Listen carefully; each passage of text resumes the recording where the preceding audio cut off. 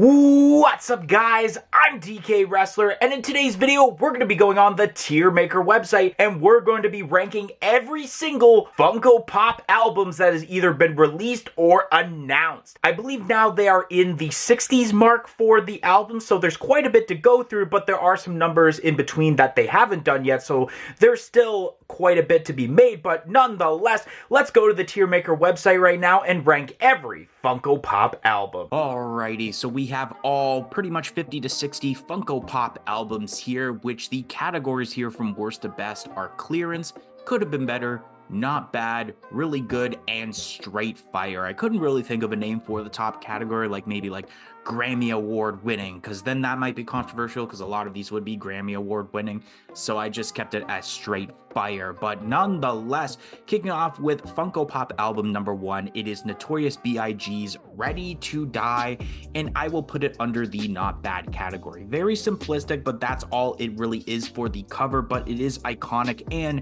it's the very first Funko Pop album that started it all. Then we got ourselves Black Sabbath from the debut album of Black Sabbath, and I'm going to put this under not bad also. I mean, we did have some Aussie pops, but I would have rather seen some Aussie pop albums, which we will get into at some point. Then we have ourselves pop album number 3. It is the Walmart exclusive Back in Black from AC/DC. And I guess I'm going to put this under could have been better. And it's because I feel that the deluxe albums that we're going to be talking about later on was a bit better, and I'll get into why. Then we got ourselves pop album number 4. It is Linkin Park's Hybrid Theory, and I'm going to put this under really good. I think it's for the fact that obviously on the cover of Hybrid Theory, you have basically it's like spray paint art of the character, but Funko was able to translate it pretty well as terms to a 3D figure. A lot of my favorite Linkin Park songs are on this album, like In the End. One Step Closer is a really popular one. So it was really cool that the first Linkin Park pop was Hybrid Theory, and especially this is a great way to bring Linkin Park into the Funko world. Then we have ourselves My Chemical Romance's The Black Parade, and this will be the first pop added to Straight Fire. This thing is absolutely wicked. This is something that I felt they probably would have put a Gerard Way pop, like if albums were made like 5 years prior for the Funko lineup. And so they added the skeleton character, and it turned out very well in the exact posing as it's shown on the cover. Then number 6 in the lineup, it is Queen's News of the World, and I'm going to put this under not bad. The album is great because it has songs like We Are the Champions and We Will Rock You, but I think they could have executed the Funko Pop character a little bit better, especially because in the pop, or in the cover actually, the character is holding a couple of human and it's holding nothing in the pop. And then they added the red eyes, which is all right, which you can kind of see on the cover, but not really at the same time. Then number 7, it is Lil Wayne's The Carter 3. And once again, I'm going to put this under not bad. And it's basically kind of like the same thing as the Ready to Die pop album. I mean, it's a simplistic cover. You just added literally pretty much that same Funko Pop molding, except a different head sculpt. Then we have Motorhead's Ace of Spades as the 8th pop album, and I'm going to put this under not bad. Very iconic, not only album, but obviously people would know of Ace of Spades if maybe you only know 1 or 2 songs from Motorhead. But I felt like this could have been a little bit better as a pop deluxe album, since on the cover itself you do have 3 members. Then we have ourselves pop albums number 9. It is AC/DC's Highway to Hell. I'm going to put this under not bad. Once again, this could have been pulled off as a deluxe album since you do have 4 members on the cover there.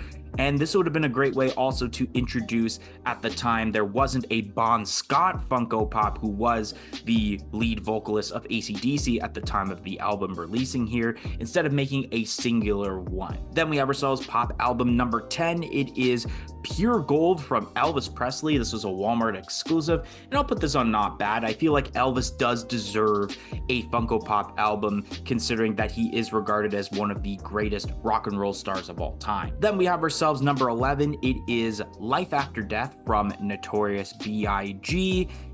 I guess I'm going to put this on all right. I guess it makes sense for Notorious B.I.G. to have another pop album, but I know this was kind of the peak of like, okay, this is just too many Notorious B.I.G. pops at this point. Then we have ourselves Ozzy Osbourne's Diary of a Madman, and I'm putting this under straight fire. I know that this is going to be more of a biased opinion, considering that I love Ozzy Osbourne, one of my favorite artists, such a goat in the music industry, and Diary of a Madman is actually my favorite album from him as terms to his solo work. And the reason I put it under straight fire instead of maybe like really good is because of the fact that this was a pop that when the glam shots came out, it's like, all right, this looks all right, but it's one of those ones that exceeded expectations when it was in person. So that was really awesome to see, and I knew I was going to get it anyway because Diary of a Madman, such an iconic album. Then we have ourselves pop album number 13. It is Rush's Exit Stage Left. Okay, I'm going to put it under not bad. I almost wanted to put it under could have been better because I felt like they could have done different albums before this one. This one, I believe, isn't even a studio album. It is more of like, I think it's a live track or it's a compilation or something, but how awesome would it have been if maybe they could have pulled off something for 2112. They could have done a deluxe form with the 3 band members, or they could have done Fly By Night where there's the owl on the front cover. That would have been much better in my opinion than Exit Stage Left. Then number 14 is the Hot Topic exclusive. I know I'm going to butcher this name.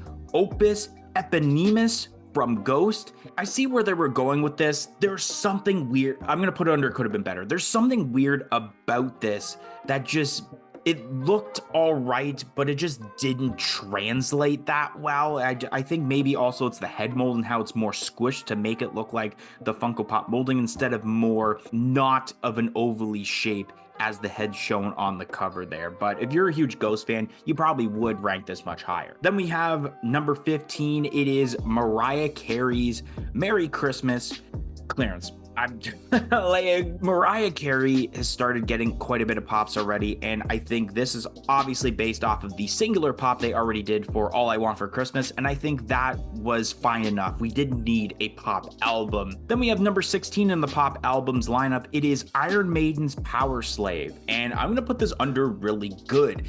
Now, most likely you probably would have wanted one of the original albums for Iron Maiden to be made, but Funko kind of put themselves in a little trap there where they had already done the Eddie Pops related to those albums. Peace of Mind, Killers, Number of the Beast.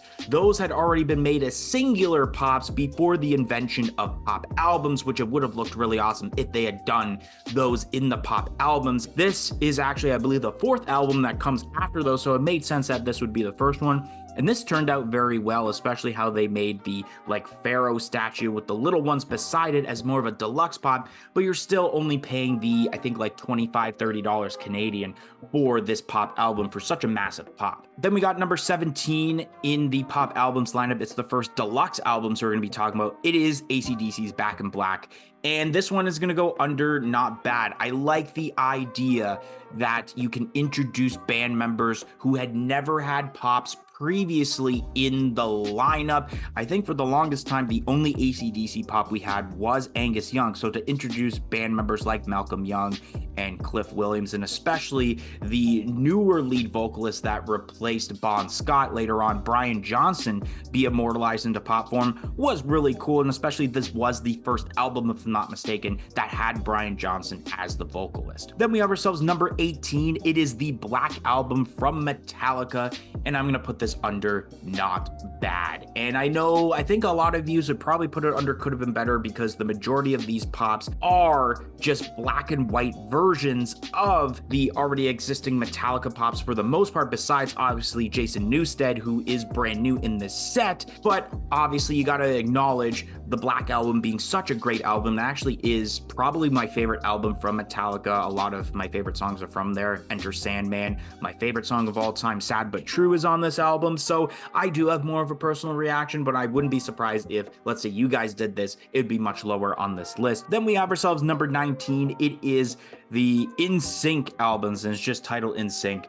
This is on clearance, and this was the most pointless pop album at the time, because I believe all of these pops are the exact same ones from the singular ones they release, and especially how much they're worth on the secondary market now, you're better off buying the singular pops than to find space for the deluxe albums for this. Then we have ourselves number 20. It is The Doors, Waiting for the Sun.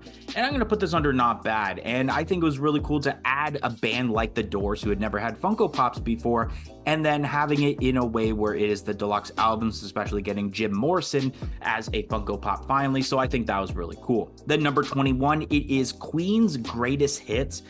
And this one's a could have been better. I don't mind a deluxe albums for Queen, but especially for a greatest hits and not a studio album, I don't know. I think if you would have done an album, I think obviously I feel like, and it still hasn't been done, why wouldn't you do like a night at the opera where it has a famous song like Bohemian Rhapsody be immortalized in this form instead of just a greatest hits album? Then we got ourselves number 22 in the pop albums lineup. It is Kiss's Destroyer. And I'm going to put this under not bad. Once again, this is something where I feel you may say could have been better because these pops are pretty much exactly the same from the singular pops released in 2019, but with a glow-in-the-dark effect. But because you have an album like Destroyer, which I think would be my favorite album that Kiss has done, where you have songs like Detroit Rock City, God of Thunder. Beth, I believe, is on this album, if I'm not mistaken. There's a lot of banger songs that even if you're a casual Kiss listener, I'm pretty sure all of them are on this album. It's such a great album. Number 23 for the pop albums lineup, we have Guns N' Roses' Appetite for Destruction. And this is going to go under really good. And first of all, Appetite for Destruction, really great album. Sweet Child of Mine, Paradise City, Welcome to the Jungle, you name it, so many bangers on this album. And the fact that they took the original pops for those three members and do the skull versions as shown on the cover was really awesome. But I think my big gripe is there are 5 members shown on the cover. They should have done all 5 members, and then it would have been under straight fire. Then we got ourselves number 24. It is Jimi Hendrix's Are You Experienced? And gonna put this under could have been better. This album's great. It's probably Jimi Hendrix's most popular album. Think what would have made this a bit better and either in not bad or really good is if they actually made this the first blacklight Funko Pop albums, because you can see on the album cover that Jimi Hendrix does have a bit of like a bluish tint, and all the other members on the cover have a bit of a bluish tint as terms to the picture there. So I don't know why they didn't pull that off. Then we got number 26. We got the Walmart exclusive Oops, I Did It Again from Britney Spears. I also should have mentioned the Are You Experienced was also a Walmart exclusive. I'm gonna put under a could have been better. I mean,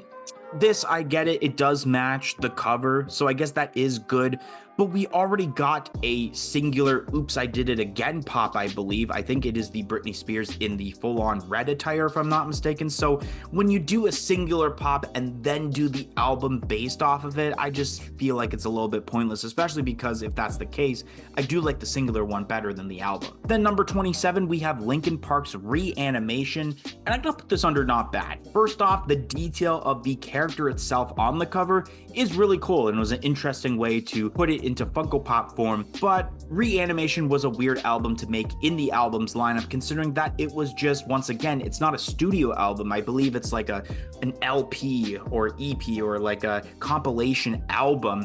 It wasn't a studio album where a lot of like favorite tunes from Linkin Park are on.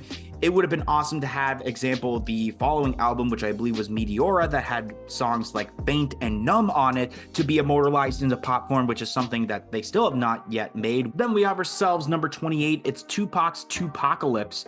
And I guess I'll put this under not bad just for the sake of Tupac having his own album, but I don't know any tracks that are on this because I don't really listen to like rap/hip hop. Then we have ourselves number 29.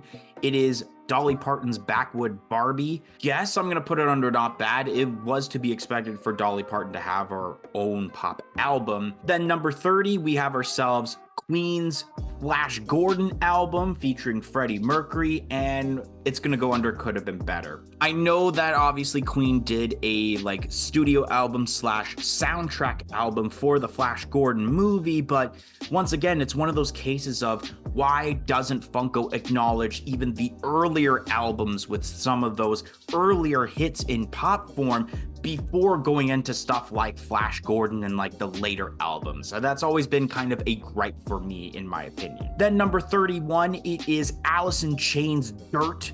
and this has got to go under really good. This was magnificent. Alice in Chains, who had never had pops before, and this is an example of a great way to do a deluxe albums, because I don't know if we're ever gonna get any more Alice in Chains pops, especially getting a pop of Lane Staley and Jerry Cantrell, and just, it was really awesome and one of my favorite deluxe albums that they definitely have done. Then number 32, we have ourselves Cyndi Lauper's She's So Unusual, her debut album. I'm gonna put this under not bad. Really nice detail for the pop, and obviously a really nice cover also. Then number 33, it's Michael Jackson's Thriller.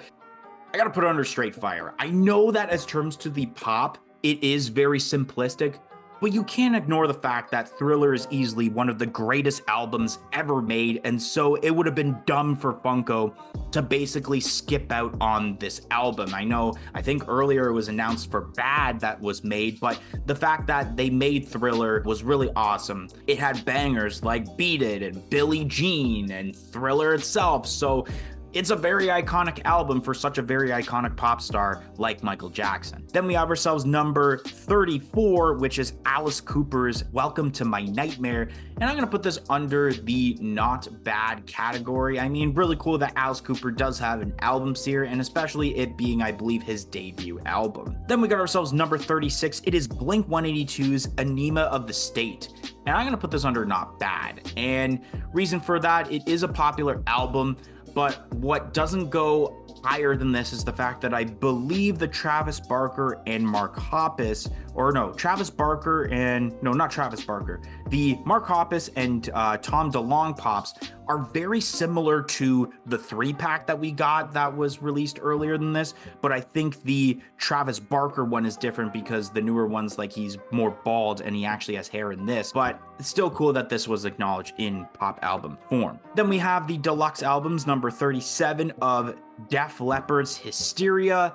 And I guess I'm going to put this under not bad either. If you're a casual person listening to Def Leppard like me, and you know of like one song, example being Pour Some Sugar on Me, that's where this album comes to play. That's where this album's from. So it's smart for Funko to do that album, because then if you're researching songs, then it's like, oh, I know that song. And I believe all the pops on here are different from the singular ones they did previously. Then we got ourselves number 38. It is Snoop Dogg's Doggy Style. And I think I'll put this under really good. I think it was really cool to get Snoop Dogg in the pop form, and I do believe out of all the Snoop Dogg pops we've gotten, just the pop itself, I think it's the best one, not gonna lie. I think what would have been better though is that I believe on the cover itself, Snoop Dogg does have like a Doberman head. So if they would have done that, I think this would have been way over the top and went under straight fire. Then number 39, we got ourselves Usher's 8701.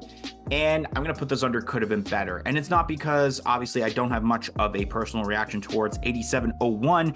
It is the fact that a lot of people were very skeptical of the way that the pop looked. Even Usher himself, when he had to do the promotional video of like showing this off, you can actually see in that video, if you've seen it before, Usher trying his best to have a like happy expression as terms of showing this off, but he himself wasn't entirely the biggest fan of the pop albums for 8701. Then we got ourselves number 40, which is Shakira's Oral Fixation, and I'm gonna put this under not bad. I do really like the way that this looks.